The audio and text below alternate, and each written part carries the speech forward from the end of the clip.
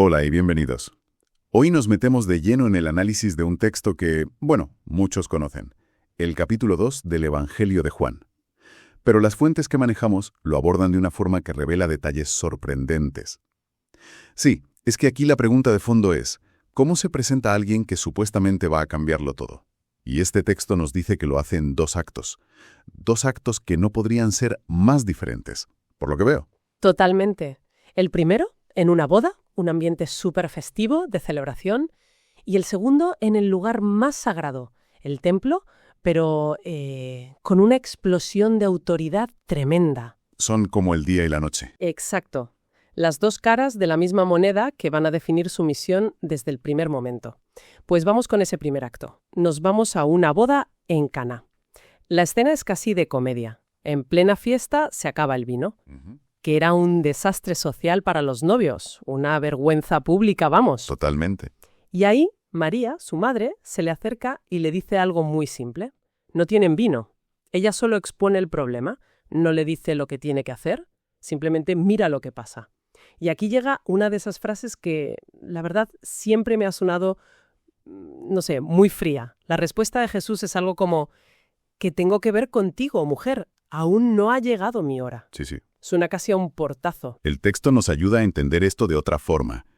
Es que la reacción es normal porque la traducción literal choca mucho, pero las fuentes nos dicen, un momento, vamos a quitarnos las gafas del siglo XXI. A ver. Para empezar, lo de mujer. No era para nada despectivo, ni frío.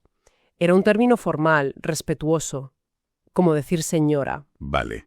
De hecho, es la misma palabra que usará desde la cruz para dirigirse a ella. O sea, no hay ninguna falta de cariño ahí. De acuerdo, aceptamos mujer como un formalismo de la época, pero el ¿qué tengo que ver contigo? Sigue sonando bastante seco. Desde luego. Es que la clave es que es un modismo, una frase hecha del arameo. No significa no me importas o déjame en paz. ¿Y qué significa entonces? Significa algo más parecido a tú y yo operamos en esferas diferentes o nuestras responsabilidades aquí no son las mismas. Ah. Con todo el respeto le está diciendo, mamá, entiendo la urgencia social, pero mi misión, la misión divina, no se rige por los imprevistos de una fiesta. Eso cambia la perspectiva por completo. No es un rechazo, es una declaración de principios. Y lo conecta con lo de aún no ha llegado mi hora, claro. Y esa hora no es una hora del reloj. Aquí el análisis nos mete en dos conceptos griegos del tiempo que son fascinantes. El cronos y el kairos, supongo. Justo. El cronos es el tiempo del reloj, el que pasa, el cuantitativo. Pero Jesús se mueve por el kairos. ¿El kairos qué es? El momento oportuno. Es el momento perfecto, el tiempo cualitativo, designado por Dios. El ahora con mayúsculas. Cuando dice mi hora no ha llegado, se refiere a su kairos supremo, el de la cruz, que es lo que de verdad marca su agenda. Entendido. Él está, como quien dice, en otra sintonía. Pero lo más curioso es la reacción de María. Sí. A pesar de esa respuesta, que suena a un no, ella va, se dirige a los sirvientes y les dice, haced lo que él os diga. Eso es una fe a prueba de bombas. Es que es una fe que intuye, que va más allá de las palabras. Ella ha entendido que, aunque él ha puesto una distancia, va a actuar. Y entonces ocurre el milagro. Y, como siempre, en este evangelio, los detalles son la clave de todo. Totalmente. Se habla de 6 tinajas de piedra. No unas tinajas cualquiera. Eran las que se usaban para los ritos de purificación de los judíos. Exacto. Y manda que las llenen de agua hasta arriba. Que además eran enormes, unos 100 litros cada una. Es una cantidad de agua increíble. Ahí está todo el simbolismo, según este análisis. Esas 6 tinajas con agua son la antigua ley, el sistema religioso judío con sus ritos. El número 6, que en la Biblia suele ser el número de lo imperfecto, ¿no? Lo que no llega al 7 a la perfección. Has dado en el clavo. Y el agua sirve para purificar, para limpiar por fuera. Es un rito. El hecho de que las llenen hasta arriba simboliza que esa antigua ley ha llegado a su límite, a su máxima capacidad. Ya no puede dar más de sí. Y entonces Jesús transforma esa agua, el símbolo del rito, en un vino de calidad extraordinaria. Un vino buenísimo. El maestresala, que era el experto, se queda alucinado. El vino nuevo y abundante es el Evangelio. Es el paso de la limpieza a la alegría, del rito a la celebración. O sea que no es solo un milagro para quedar bien en una boda, es toda una declaración de intenciones. Esa es la lectura que proponen las fuentes. Por eso, el texto no dice que fue el primer milagro. Usa la palabra griega arché. ¿Arqué? ¿Qué significa exactamente? Significa principio, sí, pero también modelo o pauta. No es el primero de una lista. Es la señal que establece el patrón para todo lo que vendrá después. Es la primera vez que manifiesta su gloria. ¿Y sus discípulos? Que ya estaban con él. Su fe se fortalece. Pasan de seguir a un maestro a creer en alguien que puede transformar la realidad desde su raíz. Así que en Caná tenemos esta revelación casi íntima, para un grupo pequeño. Pero por lo que parece no se queda en ese modo discreto por mucho tiempo. Para nada. La siguiente escena es, vamos, todo lo contrario. Se va a Jerusalén para la Pascua, al corazón del poder religioso. Y en lugar de un milagro de abundancia, ¿tenemos una explosión de autoridad que pilla a todos por sorpresa? Y tanto. Llega al templo y se encuentra el atrio de los gentiles, la zona exterior, que parecía un mercado. El texto describe vendedores de bueyes, ovejas, palomas y cambistas de moneda. Un negocio en toda regla. Y no uno cualquiera. Las fuentes explican que era un negocio muy lucrativo controlado por la élite sacerdotal. ¿Cómo funcionaba? Pues los animales para el sacrificio tenían que ser puros. Casualidades de la vida, los que traías de fuera casi nunca pasaban la inspección. Así que tenías que comprarlos de dentro, me imagino. A precios inflados, claro. Y para pagar la moneda romana, con la cara del César, no servía. Tenías que cambiarla por moneda del templo, pagando una comisión, por supuesto. Un negocio redondo a costa de la devoción de la gente. Exacto. Y la reacción de Jesús es de una violencia que choca. Hace un látigo con unas cuerdas y los echa a todos, vuelca las mesas. Es una imagen de una furia que, bueno, no encaja con la idea que a veces se tiene de él. Es una imagen de una ira tremenda, sí. Pero las fuentes destacan que es una ira santa, un celo por la casa de su padre. La violencia va contra el sistema, contra el negocio. Vuelca las mesas, expulsa a los animales. No se dice que golpee a la gente. No, en absoluto. Su grito lo deja claro. Quitad esto de aquí. No convertáis la casa de mi padre en un mercado.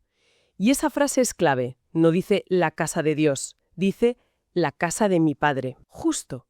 Está hablando con una autoridad personal, única, como si fuera el hijo del dueño poniendo orden en su casa.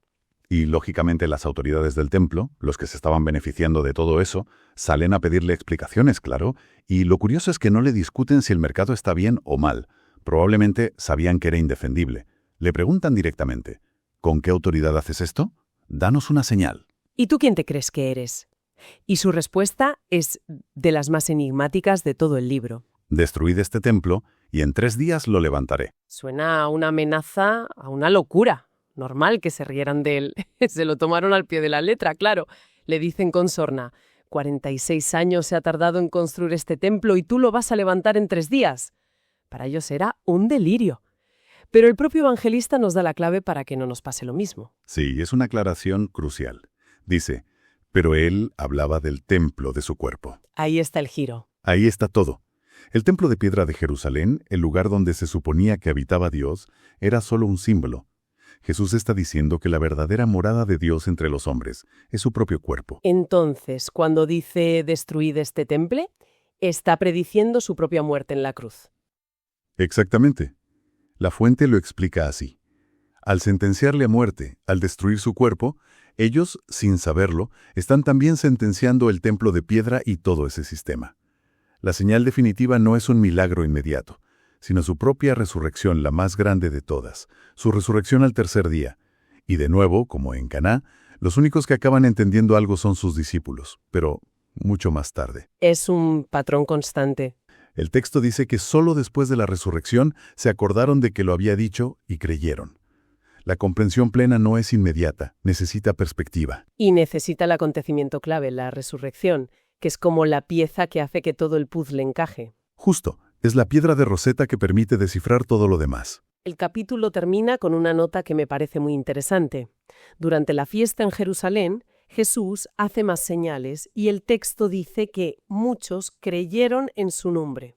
A primera vista parece un éxito. Parece un final feliz, ¿sí? Pero la frase que viene justo después le da la vuelta a todo. ¿Cuál es? Pero Jesús, por su parte, no se fiaba de ellos. porque Él sabía lo que hay en cada hombre. El análisis aquí es muy claro. Nos está mostrando un tipo de fe que no es suficiente. Una fe superficial. Es una fe epidérmica, basada solo en el asombro por lo milagroso, en el espectáculo. Como la gente que va a un concierto solo para grabar un vídeo. Están allí, se maravillan, pero no hay una conexión real. ¿Es esa la idea? Es una analogía perfecta. Eran fans, no seguidores. Estaban fascinados, pero no había un compromiso real. Y lo más potente es que el texto original en griego hace un juego de palabras. A ver, cuéntame. Usa el mismo verbo, pisteo, para creer y para confiar o fiarse. Ah, claro. Entonces se crea una ironía muy fina. Ellos creían en él, pero él no se fiaba de ellos. Ellos le daban su credulidad, pero él no les daba su confianza. Porque sabía que esa fe era frágil. Sabía que ese entusiasmo, basado solo en milagros, se iba a desvanecer a la primera de cambio. Esto demuestra esa capacidad que se le atribuye de conocer el corazón humano, de ver más allá. Y, narrativamente, es la preparación perfecta para lo que viene después. Es una transición magistral.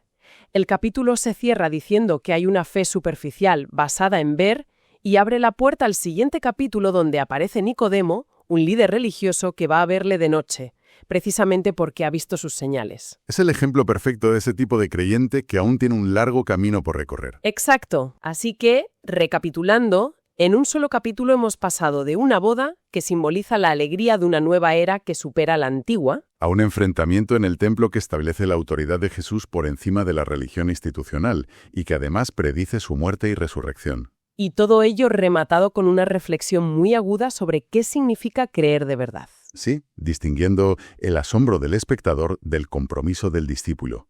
El mensaje que une todo es que el centro de la vida espiritual se ha desplazado. Ya no es un edificio ni un sistema de ritos, sino una persona. Se me queda grabada una idea de todo esto, la de los discípulos. Ni en Caná, ni en el templo, entendieron realmente lo que estaba pasando en ese momento. No, necesitaron tiempo y sobre todo la resurrección para comprenderlo todo. Y eso nos deja con una pregunta para pensar. Adelante. ¿Cuántas cosas importantes en nuestra propia vida, conversaciones, decisiones, incluso crisis, no entendemos en el momento? Y solo años después, con la perspectiva del tiempo, somos capaces de mirar atrás y decir, ahora lo entiendo todo.